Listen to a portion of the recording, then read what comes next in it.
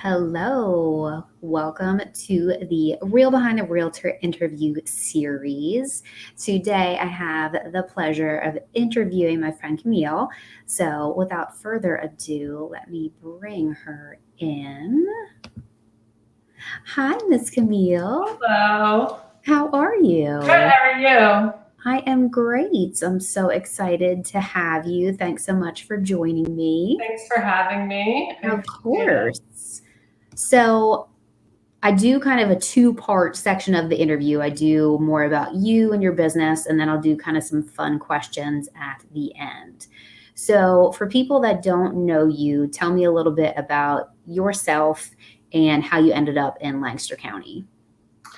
Well, I moved to Lancaster County. I actually grew up not that far away, probably about 30 minutes in Berks County, but I was in New York City for about 11 years doing a fashion. I studied fashion, fashion accessories design, handbags, shoes, and worked in various areas of that business. And Mhm. then when I had my daughter in 2016, we weren't planning on moving, but I was just like, oh, this isn't great having a Yeah. baby in New York City. So we moved. Long story short, my husband's like, I know this cool town called Lidditz. It's kind of close Mhm. by to like where my parents live. Right. And the rest is history. We visited, then bought a house, and it was like game over. We loved Yeah. it. So I yeah. love that.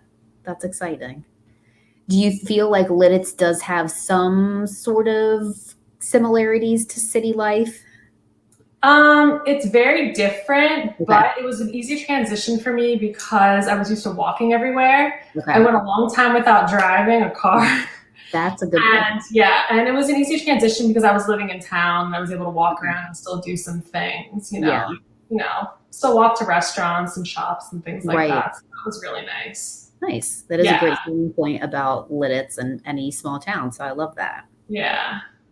So thinking about your business, tell me a little bit about like from the very beginning idea, how did that come to be and really the whole journey of where you are now with your business? Well, like I said, I did study in school, Mhm. handbags, footwear. I kind of always wanted to be like a small business owner. It was kind of Okay. always in the back of my mind. I grew up. My mom actually owned a lingerie business in the '80s. Oh, wow. She was like, yes. And that the reason why she stopped doing it is I was born. Okay. And so I grew up around that and around Mhm. that environment. She always had, a sewing machine and was making stuff. So pretty much it was always in the back of my mind, but I never really like Camilleygirl kind of happened, not by accident, but I moved to Lidditz. I wasn't working, I was a stay-at-home mom, and Mhm. basically a friend that it was actually my neighbor's daughter who's an artist Okay. asked me to teach a class. Oh, I love that. Oh, my husband told her, like, oh yeah, Camille went to, FIT, she blah blah blah. Yeah. And she was basically like, oh, I think you'd be great at teaching class. So I started putting stuff together to teach like a children's like fashion, like I don't even know, like she was just basically like, do whatever you want. Yeah. Anyways, to make a long story short, I kind of threw some stuff together, which ended up being like I ended up not even teaching the class. I just started my business through Okay. just kind of playing around and exploring that way. Yeah. I love that. Yeah. It's kind of funny. Nice. And then taking that for people that aren't familiar but love your products, because I know it looks like you're wearing a pair of your earrings right now. Yes, I am. So cute. Can you give people just a quick summary of what are some of the products that you create and then where can they get them if they are interested? Yeah, so I make everything that I make is pretty much leather remnants. I try to be very like eco-friendly. I don't like to waste things. I actually buy most of my leather actually from a handbag maker overseas. Oh, wow. That is like kind of I don't want to say scraps, but I mean they're remnants. So it's pretty much I try to like I get things and I almost feel like inspiration based off of the pieces that I receive and I make earrings, I make necklaces, I make a lot of bracelets, Mhm. a lot of like jewelry pieces. And then I started this past year doing hair accessories, like barrettes, headbands. And I'm starting to hopefully venture more into some other small leather goods and Okay. like pouches and things like that. Yeah. Yeah. I love that. I have to get Nora some of your hair stuff. I think she would love the headbands and the barrettes. They're so pretty. The hair stuff is cute for kids for sure, because my daughter has a lot of hair, and yes, she does. It's something fun. Yeah, I love that. That's great. And did you say the store in Lidditz that you can pick them up? Oh, I'm sorry. Yes, I saw Mustard Seed. It's on Main Street in Lidditz, and I have a nice variety of pretty much everything I sell is there. Yeah. Perfect. So I'll make sure to include that. And you have your Instagram account that people can see your things as well, correct? Yes. Yes. Okay. Cool. For just anyone who is kind of dabbling in the creative world, do you have any like tips or suggestions for them, kind of any words of wisdom, if they're either thinking about starting a business or maybe they have a business, but they kind of want to take it to the next level and get it into a store? Do you have any, like words of wisdom for them? I mean, I feel like I'm hardly in a position to be giving advice, but I will say it is sometimes starting is like the hardest step. Yeah. And like, I'm in the phase of now trying to like venture into some new pieces, and it's just like about starting. And sometimes you just have to play around, even if it's garbage or you hate it. Yeah. It's still like you're still playing around and dabbling, and someone out there might actually like it. So you never know. So I feel like everyone's creative, play around, and you never know. No, I think that's great advice. I think so many times like people have these ideas and it's almost like that analysis paralysis where they think it to death and they never do anything. So I think that's, a great piece of advice is you just have to try it and see what happens, because someone might like it, or if they don't, then you take that idea and adjust it and see if maybe it goes somewhere else. So I think that's great. And for your business, what are some goals or aspirations that you have for, say, the next 5-10 years? Well, I have a lot. The list is pretty long, but because I stay at home with my kids, are still really little, so it's hard to find the time sometimes. But number one on my list for this year is really just to get my website up and running. Back right before the pandemic hit, I pulled some stuff out of some stores that I was selling at, because I was like, I'm going to do some, new. Anyways, I want to try and venture out and sell at some other shops. Okay. And create new products. That's always, high on the list. Yeah, I love that. Well, those are excellent goals. I would love to see, your stuff in other stores, because I think it's great and I think people would love it. So definitely a goal that I think you can get there, and we can help you. I would love to help you. Anyway, again. Thanks. Well, that is kind of like the business aspect of things. So to get to just kind of know a different side of you for people that may not know you, I have some questions for you. So the first one is, what is your favorite word, or it could be a phrase?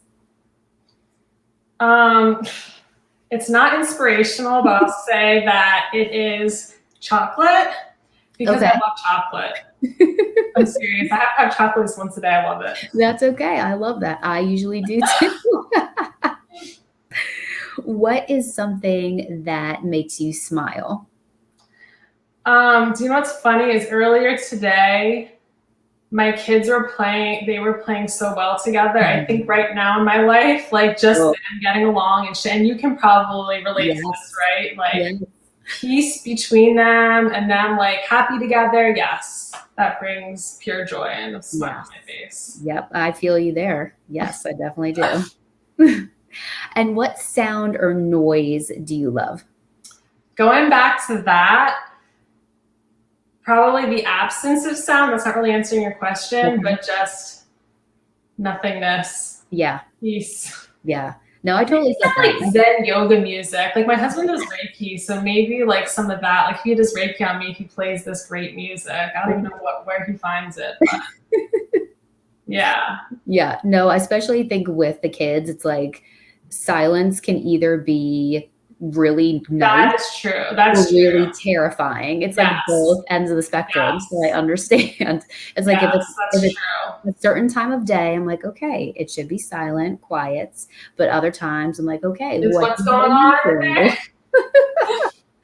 So true. Especially since it was just a full moon yesterday. So I was like, please, just let us get through this. Okay, next one. What is something that you really enjoy either about your business or being, an entrepreneur or anything related to your business life?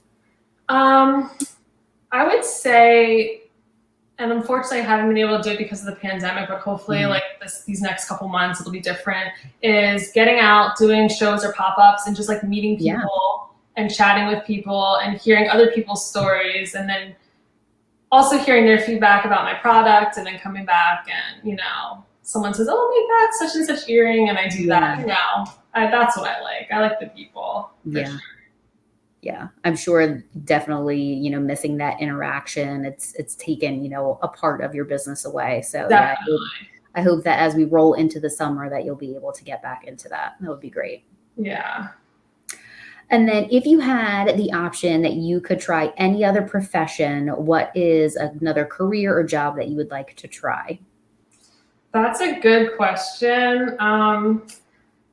I would say probably something like the wellness industry, like fitness. Yeah. I mean, look at how we met, working Yeah. out, something like that, or even like skincare. I love like, maybe being an esthetician. Okay. I think something, I know those are two totally different things, but that realm of self-care. Okay. Yeah, that's great. Yes, for those people that don't know, Camille and I met through Fit for Mom Lancaster. So that's how I've met a lot of the people that I've had an interview with. So for those moms out there that are looking to connect, it's a great place. So shout out That's to Fit for great. Mom.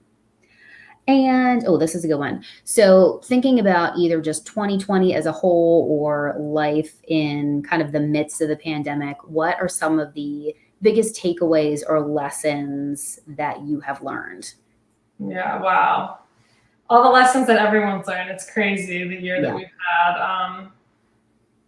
I would say that during the height of the pandemic, I mean, I was obviously, like everyone else, was really stressed out and worried about what was Mhm. going on. Um, we were living in downtown. This is before we sold our house in town and Right. a little bit further away now, still in Lidditz.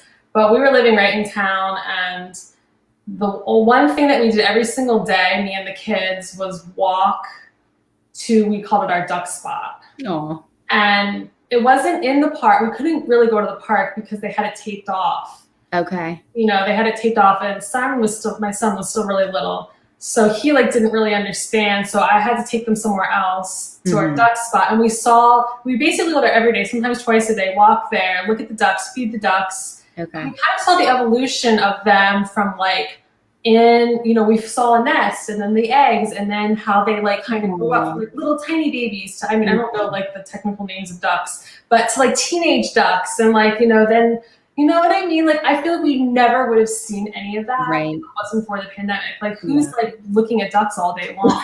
No Right. one, really.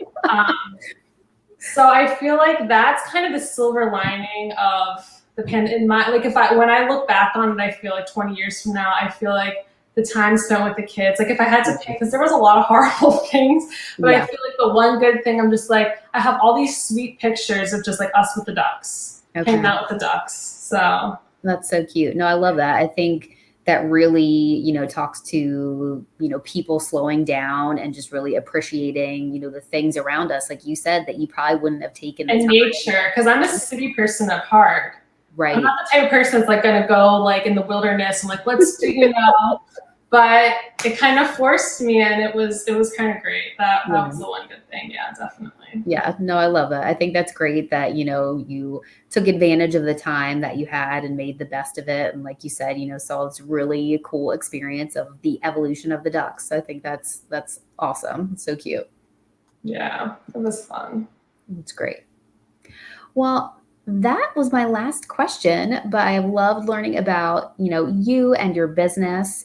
And again, I will make sure to note where people can find your products. So I thank you so much for joining me. Thank you, Jen. And I wish you, tons of success through the rest of this year. And I hope to see your business grow and flourish because I think your products are amazing. So keep Thanks, doing Jen. what you're doing. Thank you. So thank you so much for joining me, and thank you all for tuning in. Enjoy the rest of your week and happy holiday weekend. See you Yes. guys later. Bye. Take care. Thanks, you too. Bye.